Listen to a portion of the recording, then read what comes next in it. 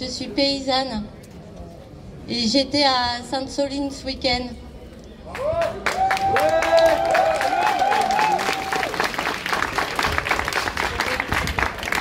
Je vais faire une courte prise de parole.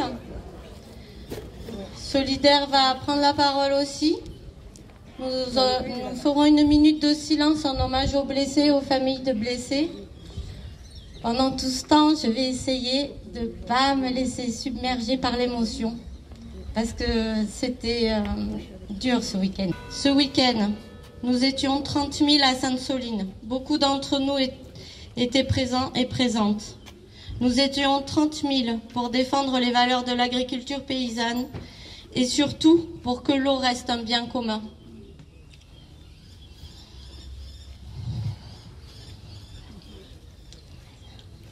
Malheureusement, la brutalité de l'État a marqué au fer rouge l'histoire du pays, au travers de son bras armé. C'est pourquoi nous sommes là aujourd'hui, tous et toutes ensemble. Ce week-end, à Sainte-Soline, l'État a montré toute la violence qu'il était prêt à déployer pour préserver les intérêts d'une agriculture prédatrice et sans avenir. Bilan, 200 blessés, et non 7, comme l'a annoncé M. Darmanin. 2 manifestants sont encore dans le coma.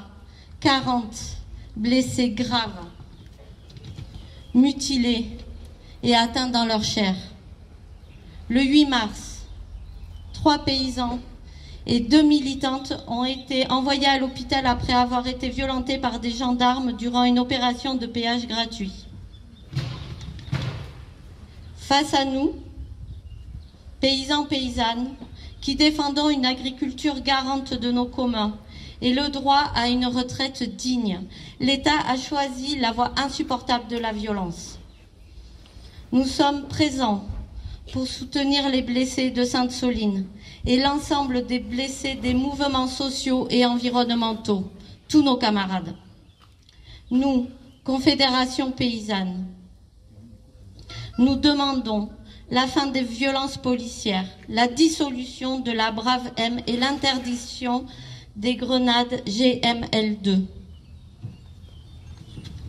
Nous,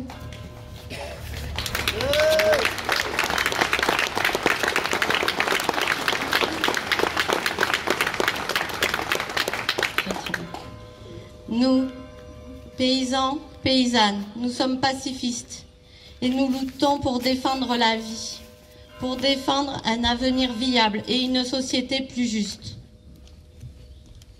Nous continuerons le combat pour le partage de l'eau, mais avec nos valeurs, pas des armes. Nos valeurs sont la dignité, le partage, le respect du vivant, le respect des terroirs et de la terre et surtout l'amour et la solidarité. Je vous remercie. Bonjour, je suis désolée, j'ai risqué d'avoir un peu d'émotion parce que c'était vraiment très très violent et très très dur. Donc je vais lire un article que j'ai écrit. La guerre de l'eau, des larmes, du sang et de la rage. À la suite de l'appel des soulèvements de la terre et à la réelle problématique du partage de l'eau et de son accaparement, nous sommes partis dès mercredi pour Mel pour donner de l'aide à l'organisation. Mais je vais passer directement à ce qui s'est passé samedi. Je sais que les images ont déjà circulé en boucle sur les réseaux, mais chaque témoignage personnel est important en ce qui concerne la boucherie qui a eu lieu, parce que c'est vraiment une boucherie. Il faut que la vérité, elle éclate avec autant d'intensité des 4000 grenades qui nous ont balancées à la gueule. Mes doigts, ils tremblent encore lundi matin où j'ai tapé ces mots sur mon clavier. J'écris, il n'y a que ça pour m'apaiser. Ce que je vais vous raconter, c'est une mini-partie de tout ce qui est arrivé ce jour-là, sans aucun recul sur cet immense champ de bataille. Nous n'avions pas la possibilité de voir tout ce qui se passait en même temps. Nous étions dans le cortège Loutre Jaune. Nous avions en conscience que c'était le groupe des terres. Nous savions aussi que les forces de l'ordre seraient violentes. On était équipés, très bien équipés même. On avait nos lunettes, des masques et des parapluies, quoi. Nous avions la volonté de protéger et d'être sur le front, pour protéger. Lorsque nous sommes arrivés sur place, on voit la méga-bassine au milieu de rien. Une méga-bassine vide, quoi. Entourée de gendarmes surarmés, de leurs fourgons et de canots à eau. En hauteur, perchés au sommet de la bassine, des tireurs sont postés. Une véritable forteresse, sauf qu'au temps des châteaux forts, les deux parties étaient armées. Là, 99% d'entre nous n'avaient que leur présence humaine, et pour certains, des cailloux. Une toute petite partie du cortège faisait déjà face aux forces de l'ordre à ce moment-là. Les lacrymos et les grenades détonnent toutes les 2 secondes. Nous courons rejoindre les camarades. Avec des pelles et de la terre, les lacrymos sont enterrés pour les désamorcer. Certaines personnes arrivent à les renvoyer avec des raquettes de tennis. Très vite, les premiers blessés. Une personne tombe à quelques mètres de nous. Mais il y avait tellement de gens qui courent, de bruits de grenades, qu'on n'arrive pas à savoir par quoi il a été percuté sur le coup. Les médics le prennent en charge. Nous les accompagnons pour que la victime puisse être déplacée hors de la boue et des projectiles. La personne en question est vraiment mal en point. Il y a du sang qui sort de ses oreilles, de son nez, de sa bouche. Nous faisons un cordon de sécurité autour, on crie aux médics pour avoir de l'aide. Les médecins sont efficaces, ils restent calmes, malgré le fait qu'eux-mêmes ils finissent par avoir du sang de la victime sur leur blouse. Non loin, le bruit des grenades incessantes continue, le gaz lacrymogène arrive à nous, alors qu'on essaye en vain de le maintenir réveillé. On le déplace à nouveau difficilement, avec le plus de précautions possible pour sa sécurité, parce qu'en fait, vraiment, il est vraiment dans un sale état. Au loin, on voit arriver une brigade en quad qui tire sur les gens, tels des cow-boys. La personne blessée est mise au calme et entourée. Nous retournons au front. À droite, le canon à eau est au taquet. Les voitures de gendarmes brûlent. Et je peux m'empêcher de ressentir un petit sentiment de victoire. Parce qu'avec tout ce qu'on a vécu, j'ai pas pu m'empêcher de ressentir ça. Une nouvelle personne est blessée et nous le portons aux secouristes. La première victime y est encore. Les médecins continuent à panser ses blessures et à changer des bandages. Il a des hémorragies internes. Le but à présent est d'essayer de le maintenir en vie. Je ne comprends pas pourquoi les secours ne sont pas encore là et la sentence tombe. Ils sont bloqués par les forces de l'ordre. J'ai la rage. Nous restons à nouveau à leur côté, car la personne que nous avons emmenée est en état de choc. Elle a besoin de soutien. Il a la peur d'aller à l'hôpital car il y a des balances là-bas, et il pourrait finir en garde à vue. Une fois accompagnés par un médecin et en sécurité, nous retournons à nouveau au front. Et les soulèvements de la terre appellent à se retirer. Mais moi, à ce moment-là, je suis tellement la tête dans le guidon que je vois plus ce qui se passe vraiment autour de moi. Je crois même que je suis tellement dans le déni de la violence vécue que lorsque j'entends qu'on arrête parce que les strict médics n'ont plus de matos, sur le coup, je m'agace en me demandant pourquoi ils n'ont pas pris ce qu'il fallait. Et là, on me dit qu'il y a plus de 200 blessés. Je n'arrive pas encore à réaliser. C'est au retour du campement que je vois vraiment beaucoup de personnes abîmées au visage par les LBD, des éclats de grenades, des bandages sur la tête, sur les jambes, sur les bras. Certains, ils n'arrivent pas à marcher. Sur le retour, on nous propose de monter une serre. C'est quoi ce délire? On vient de vivre une guerre. Nous rentrons au campement. Des détonations continuent car les militants font péter leurs réserves de feux d'artifice pour ne pas se faire choper avec. Des voitures ont été saccagées par des pro-bassines pendant notre absence. Dans notre véhicule, on écoute les discours odieux et mensongers des Darmanin. C'est un coup de massue supplémentaire. 2 heures après, on arrive enfin à Mel. Et là-bas, c'est la fête.